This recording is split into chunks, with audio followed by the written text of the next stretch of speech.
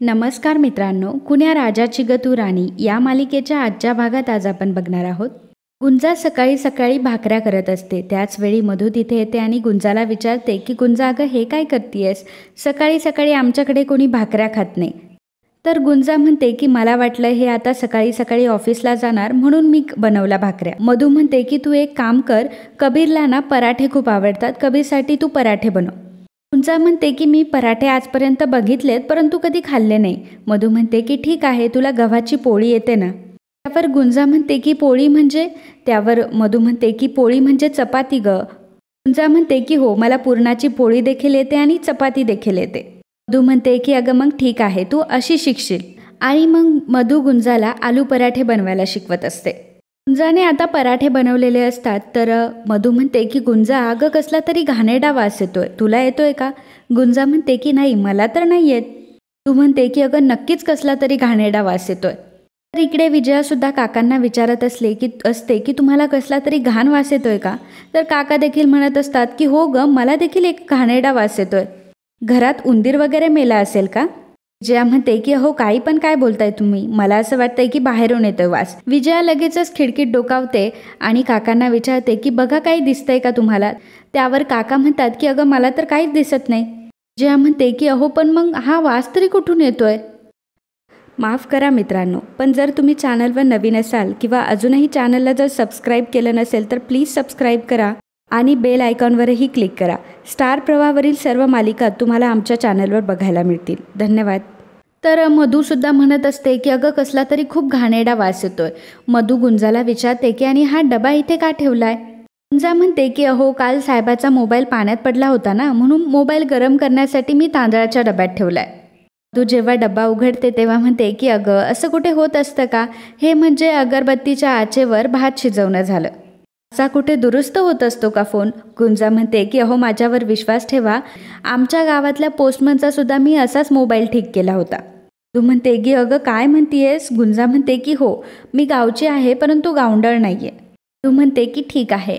तर इकडे माया ही मृण्मयीला म्हणत असते आता तर तू थालीपीठ करायला शिकलीच आहेस तर कांदे पोहे, उपमा वगैरे करायला पण शिकून घे. सर्वेश म्हणतो की मृण्मयी आता उकडीचे मोदक आणि दाण्यांचा कूट घातलेला रताळ्याचा किस करायला सुद्धा शिकून घे. माया म्हणते की वा, आजचा हा मिडल क्लास बाणा खूपच टोकदार झालाय. सर्वेश म्हणतो की अगं टोकदार नाही ग, सॉफ्ट कॉर्नर आहे मला ह्या सगळ्यांविषयी. माया म्हणते की सर्वेश, उगाचच भलत्या चलत्या गोष्टींसाठी प्रोत्साहन देऊ नकोस हा तू. मुळातच तिने हे सर्व करू नये ह्याच मताची आहे मी. तर सगळं ही प्रेमाने करते, त्यातल्या त्यात त्या लोकांनी जर ह्याची जाणीव ठेवली म्हणजे झालं. सर्वेश म्हणतो की मृण्मयी तू जास्त मनावर घेऊ नकोस ग. अगं सकाळी सकाळी ती कारल्याचा जो ज्यूस घेते ना त्यामुळे तिचं बोलणं जरा कडू झालंय. मृण्मयी हसायला लागते आणि मायाच्या खांद्यावर हात ठेवून ती म्हणत असते की बाबा मला चांगलंच माहितीये, ती माझ्यासोबत अशी बोलते कारण तिचं माझ्यावर खूप प्रेम आहे. बरं बाबा, तुम्ही पटापट थालीपीठ खाऊन घ्या आणि मी चंदूला सांगून मी जाऊन येते. आणि मग चंदू काकांना घेऊन आता मृण्मयी कबीरच्या घरी निघालेली असते. तर इकडे कविता मुलांना शाळेत सोडवायला निघालेली असते आणि त्याच वेळी रेशीम ही जिमवरनं आलेली असते. तिच्या कानात हेडफोन्स असते. पुढे शेणाचा सडा टाकलेला असतो आणि रेशीम त्या शेणावरून खाली पडते. रेशीमचे कपडे आता सर्व शेणाने भरलेले असतात आणि रेशीमला खूप राग येत असतो. रेशीम मोठमोठ्याने ओरडत असते आणि म्हणत असते की इथे शेण कोणी टाकलंय? तर छोटा मुलगा म्हणतो की शी म्हणजे ही गायची पॉटी असणार आणि तू आता त्याच्यामध्येच पडलीस. कविता दोघांनाही शांत करत असते. मृण्मयी म्हणत असते की आई अगं मला हात तरी दे आणि मला उठव तर. विजया तिला हळूच उठवते. तर रेशीम म्हणते की काय हे, माझे कपडे सुद्धा खराब झाले. बाहेरचा आवाज ऐकून गुंजा देखील तिथे जाते. तर रेशीम म्हणते की हे सर्व केलंय तरी कोणी? तर गुंजा सांगते की अहो हे सर्व तर मीच केलंय. हो, मला इथे रांगोळी काढायची असते. सर्वजण डोक्याला हात लावून घेतात. रेशीम म्हणते की अगं तुला काही अक्कल बिक्कल आहे की नाही? तुला काय वाटलं आपण गायांच्या गोठ्यात राहतो? शहर आहे हे. त्याचवेळी कबीर सुद्धा ऑफिसला निघालेला असतो आणि कबीर जेव्हा तो शेणाचा सडा बघतो तेव्हा म्हणतो की आई अगं काय आहे हे सर्व? रेशीम म्हणते की बघ ना हे सर्व काय केलं ह्या मुलीने आणि माझी हालत बघ एकदा. गुंजाला विचारतो की गुंजा हे सर्व काय सुरू आहे तुझं? विजया म्हणते की आजकाल तर पहाटे 4 वाजल्यापासूनच घरात खाडखुड खाडखुड सुरू होते. आता हे असंच जगायचंय का आम्ही? आता इथे शेणाने सारून ठेवलंय, इथून जर कोणी पडलं झडलं तर काय हातपाय मोडून घेणार आहेत का? मधू म्हणते की वहिनी अहो जाऊ द्यात ना, उगाच वाईट साईड कशाला मनात आणताय आणि तिच्याही मनात असं काही नसेल. कबीर गुंजाला म्हणतो की तू का वागतेस असं आणि का हरवलंस तू अंगण, इथे तुझं गाव नाहीये. रेशीम म्हणते की ही खेडवळ असली म्हणून काय झालं, हिला हिच्या आईने शिकवलं नाही का ग, तुला इतकी पण अक्कल नाहीये. गुंजा म्हणते की बरोबर बोलतायत ताई तुम्ही, मी खेडवळ आहे परंतु तुम्ही तर हुशार आहात ना, मग तुम्ही माझ्या आईला का मध्ये आणताय. तुम्हाला तर ह्या शेणाची घाण वाटते परंतु आम्हाला हे शेण खूप पवित्र वाटतं. आमच्याकडं पण पक्के रस्ते बनले सिमेंटचे, परंतु आम्ही शेणाची साथ कधी नाही सोडली. आमच्याकडं घरंसुद्धा बनली पक्की डोंगरवाडीला, परंतु आम्ही झाडं नाही तोडली. तुम्हाला सांगू, आमच्या झोपडीवर शेणाचा एक जरी हात मारला ना तर डोई किती बी तापू द्यात, परंतु आतमध्ये अगदी थंडगार वाटतं. आतमध्ये घरामध्ये एक किडामुंगीसुद्धा येत नाही. आणि म्हणूनच मी हे अंगण सारवलं. रेशीम म्हणते की बस झालं, रोज फक्त तू उठून गाव किती चांगलं आणि शहर किती वाईट हेच सांगत बस. गावाकडे सगळ्या गोष्टी लागतात परंतु यावं कुठे लागतं, शहरातच ना. कबीर रेशीमला म्हणतो की ताई, अगं तिचं चुकलंय म्हटल्यावर सगळीच गोष्ट तिची चुकीची आहे असं नको म्हणूस. आणि गुंजा तू सुद्धा, हे शहर आहे, इथे अंगण शेणाने सारवत नाही हे सुद्धा तू समजून घे. मधू गुंजाला विचारते की गुंजा, अगं मगाशी मी तुला म्हटलं होतं ना की कसला तरी घाण वास येतोय, मग तू मला सांगितलं का नाहीस की तू शेणाने सारवलंय म्हणून. गुंजा म्हणते की अहो आई, पण मला खरंच नाही कळलं, आता माझं सगळं आयुष्य हे शेणामातीत गेले, मला कसं समजणार. कबीर म्हणतो की आता भाषण पुरे, बरं झालं घर तरी नाही सारवलं. आणि ताई तू फ्रेश होऊन घे आणि साफ करून घे हे सर्व. विजया आता रेशीमला घेऊन आतमध्ये गेलेली असते. कबीर सुद्धा मधूला म्हणत असतो की आई मी आता जातो. तर मधू म्हणत असते की अरे जरा खाऊन जा, तुझ्या आवडीचे पराठे गेले. कबीर म्हणतो की नाही आता मूड गेलाय माझा. गुंजा म्हणते की साहेबा तुमचा मूड अगदी एकदम व्यवस्थित होईल, एक मिनिट थांबा मी आलेच. गुंजा लगेचच आतमध्ये जाते आणि कबीरचा फोन घेऊन येते आणि म्हणते की साहेबा हा घ्या तुमचा मोबाईल, चालू होतोय की नाही बघा बरं.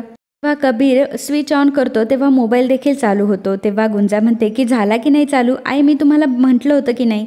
हो मी गावची आहे परंतु गावंढळ नाही, फक्त माझ्या पद्धती काहीतरी वेगळ्या आहेत. म्हणते की साहेबा झाला की नाही तुमचा मूड व्यवस्थित, आता असं उपाशीपोटी जाऊ नये, चला बरं जेवायला. आणि मग गुंजा दोघींसोबत आतमध्ये जाते. तर गुंजाने आता कबीरला पराठे वाढलेले असतात. कबीर जेव्हा एक पराठ्याचा घास खातो तेव्हा त्याला खूपच आवडतात. कबीर मधूला म्हणतो की आई तुझ्या हातचे पराठे म्हणजे एकदम दर्जा आहेत ग, सुपर. म्हणते की अरे मी कसले करते, अरे ती गुंजा होती म्हणून तुला पराठे खायला भेटताय. गुंजा ही बाजूलाच उभी असते. तेव्हा मधू म्हणते की अगं अशी का उभी आहेस, इकडे ये बरं आणि सांग बरं पराठे कोणी बनवलेत ते. गुंजा कबीरला विचारते की आवडले तुम्हाला. कबीर म्हणतो की पराठे तू केलेस, तुला येतात पराठे बनवता. गुंजा सांगते की नाही म्हणजे आई सांगत होत्या, मी अगदी तसंच करत गेले. अहो साहेबा काही बी अवघड नसते, हे बघा थोडं जरी ध्यान देऊन शिकलं ना की माणूस अगदी चंद्रावर जातो. कबीर म्हणतो की रागवलं की रडायचं आणि थोडं गोड बोललं की बोलायला सुटायचं. गुंजा म्हणते की अहो माझी आई म्हणते. त्यावर कबीर म्हणतो की गप्प बस. तर मधू गुंजाला म्हणते की गुंजा जा अजून 2-4 पराठे घेऊन ये, आवडलेत त्याला. तर इकडे मृण्मयी सुद्धा आलेली असते. तर कबीर जाता जाता गुंजाला विचारतो की 1 मिनिट थांब, जेव्हा अंगण सारवलं होतं त्याच्यानंतर तू हात तर धुतले होतेस ना. तर गुंजा म्हणते की अहो एकदम मस्त लख्ख केले होते साबणाने अगदी. मला विश्वास बसत नाहीये का, घ्या वास घ्या असं म्हणून ती कबीरच्या नाकाजवळ हात ठेवत असते. तेव्हा कबीर म्हणतो की बस बस. मधू म्हणते की अगं कशी आहेस ग तू, जा बरं लवकर पराठे घेऊन ये. तर मग गुंजा किचनमध्ये जाते. तेवढ्यातच मृण्मयी तिथे येते. मृण्मयीच्या सँडलला शेण लागलेलं असतं, त्यामुळे मृण्मयी अगदी अवघडल्यासारखी घरामध्ये चालत येत असते. त्यावर मधू तिला विचारते की काय झालं ग, अशी का चालतीयस. मृण्मयी म्हणते की अगं ते माझ्या सँडलला शेण लागलं होतं ना म्हणून. तर मृण्मयी मधूच्या हातामध्ये पिशवी देते. तर मधू विचारते की काय आहे ग यात. कबीर म्हणतो की अगं तिने त्यात सरप्राईज भरून आणले, मगाशी फोन करून सांगत होती की काहीतरी सरप्राईज आणतीये म्हणून. मृण्मयी म्हणते की पण मग इथे आल्यावर मलाच मोठं सरप्राईज भेटलं. बाय द वे बाहेर अंगण शेणाने कोणी सारवलंय. कबीर म्हणतो की आहे एक तुझ्यासारखीच अतिउत्साही. त्यावर मृण्मयी म्हणते की माझ्यासारखी. कबीर म्हणतो की सगळे अतिउत्साही माझ्याच नशिबात कसे काय माहिती. तर तू काय आणलंयस. त्यावर मृण्मयी म्हणते की थालीपीठ आणलंय, तुला आवडतं ना म्हणून म्हटलं तुला सरप्राईज देऊयात. तू म्हणते की अगं मृण्मयी मग फोन करून सांगायचं की अगं मग मी हा पराठ्यांचा घाट कशाला घातला असता. तू म्हणते की कबीर आता ते पराठे खाऊ नकोस बरं. मृण्मयी तू पराठे आणलेस की नाही, आता तूच वाढ कबीरला. आणि मग मृण्मयी पिशवीतून पराठे काढते आणि कबीरच्या ताटामध्ये ठेवते. त्याच वेळी गुंजा देखील येते आणि गुंजा देखील तिचे पराठे ताटामध्ये ठेवते. मृण्मयी आणि गुंजा आता एकमेकींच्या समोर आलेल्या असतात आणि दोघीही एकमेकींकडे बघत असतात. मृण्मयी विचारते की आत्तू ही कोण आहे. वर मधू सांगते की अगं ही गुंजा ही आपल्याकडे कामाला असणार आहे. मगाशी तुझ्या सँडलला जे शेण लागलं ना ते हिच्यामुळे, हिनेच अंगण सारवलं होतं. पण गरीब आहे ग बिचारी, कुठे जायचं माहीत नव्हतं, कोणाचा आधार नव्हता, म्हणून कबीर तिला घेऊन आला. मला समजतं की ती पंचायत ऑफिसमधलीच ही मुलगी आहे आणि गुंजाला देखील समजतं की ही कबीरची होणारी बायको आहे. कबीर मृण्मयीला म्हणतो की अगं मृण्मयी, तू मला सांगितलं नाही फोनवर की तू थालीपीठ घेऊन येते. आता मी पराठे खाल्ले, माझं पोट अगदी भरलंय. तू म्हणते की अगं मृण्मयी तू बस ना, गुंजाच्या हातचे पराठे खा. तर मृण्मयी म्हणते की गुंजा. गुंजा म्हणते की गुंजा नाही गुंजा. मृण्मयी म्हणते की हो, नाव छान आहे तुझं, म्हणजे काहीतरी वेगळं. कबीर म्हणतो की अगं नको तिचं जास्त कौतुक करू, नाही तर ती बोलायला सुटेल. मृण्मयी म्हणते की सॉरी हां, खरं तर माझं चुकलं, मीच कबीरला सांगितलं नाही की मी थालीपीठ घेऊन येते म्हणून. पण हा तुमचा पराठ्यांचा बेत हा मस्त चाललाय, मी हे उगाचच घेऊन आली. मधू म्हणते की मृण्मयी असू दे, एवढं तू प्रेमाने बनवले आणि प्रेमाने बनवलेल्या गोष्टी वाया जात नाहीत. कबीर तू ऑफिसला घेऊन जा हे पराठे आणि खा तिथे. लगेचच ती पिशवी घेऊन ऑफिसला निघतो. गुंजा सुद्धा आतमध्ये जाते तेव्हा मृण्मयी मधूला म्हणते की हा कबीर सुद्धा ना एखाद्या स्टोरीवर काम करायला गेल्यावर दुसऱ्या स्टोरी घेऊन येतो. मधू म्हणते की गरीब आहे ग ही बिचारी गुंजा, वडील नाही आहेत तिला आणि फक्त आई आहे. अगं ती आईला सुद्धा एकटं सोडून आली गावाला. अगं आपल्या घरात एवढी माणसं असताना सुद्धा एकटी पडल्यासारखी वाटते. पण खरंच खूप चांगली मुलगी आहे, ज्या घरात जाईल तिथे अगदी सुखाने संसार करेल. तिला फक्त एक चांगला आणि तिच्यासोबत उभा राहणारा मुलगा मिळायला हवा. गुंजा लगेचच पराठे घेऊन येते आणि मृण्मयीला म्हणते की आता तुम्ही खायला बसा, मी तुम्हाला दही देऊ की लोणचं. मृण्मयी गुंजाचा हात हातात घेते आणि म्हणते की अगं ते सोड, जाऊ दे सर्व, तू आधी बोल तर माझ्याशी. गुंजा आता मृण्मयीकडेच बघू लागते. तिला मृण्मयीमध्ये खूपच आपुलकी वाटत असते. मृण्मयी म्हणते की आता तू बरं झालं हिला कामातून कमी नाही केलं. आणि खरं म्हटलं तर मला कबीरचा स्टँड आवडला. गुंजाच्या हातात हात देते आणि म्हणते की हाय गुंजा, मी मृण्मयी. गुंजा म्हणते की मी गुंजा वाडीकर. मृण्मयी म्हणते की बरं आतू चल, मी येते, मला सेमिनार आहे हा आज. तर गुंजा म्हणते की परत येत जा हा मॅडम. तर मृण्मयी म्हणते की अगं मॅडम काय म्हणतेस, ते किती फॉर्मल वाटतं, मला तू अगदी ताई म्हण, आणि मी आता येतच राहणार आहे. आणि एवढं बोलून मृण्मयी तिथून निघून जाते. आणि मित्रांनो, आजचा भाग इथेच संपतो. पुढील भागात आपल्याला पाहायला मिळणार आहे मला हे कबीरचं वागणं आवडलंच नाही, म्हणजे घरात त्याने मोलकरीण आणली आणि मला कळवलंही नाही. सर्वेश म्हणतो की अगं तो होता कुठे इथं, तो तर डोंगरवाडीला होता. त्यावर मृण्मयी म्हणते की अहो तिथूनच तर आणली आहे तिला, तेच तर मी तुम्हाला सांगतेय. त्यावर आता डोंगरवाडीचं नाव ऐकल्यावर सर्वेश देखील विचार करू लागतो.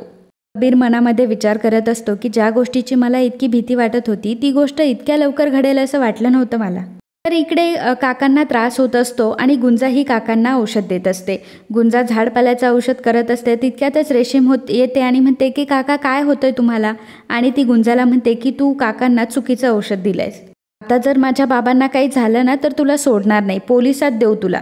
त्यामुळे गुंजा देखील खूपच घाबरलेली असते. तर मित्रांनो, असेच कुण्या राजाची ग तू राणी या मालिकेचे डेली अपडेट बघण्यासाठी आत्ताच आपल्या चॅनलला सबस्क्राईब करा. आणि आजचा हा भाग तुम्हाला आवडला असेल तर व्हिडिओला लाईक आणि कमेंट करायला अजिबात विसरू नका. धन्यवाद.